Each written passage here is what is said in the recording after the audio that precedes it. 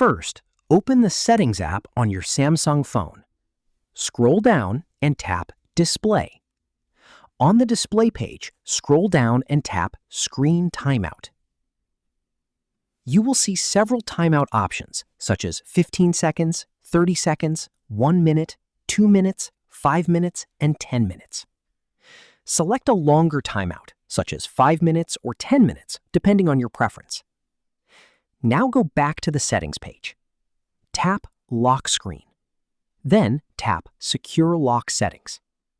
Enter your PIN, pattern, or password if prompted.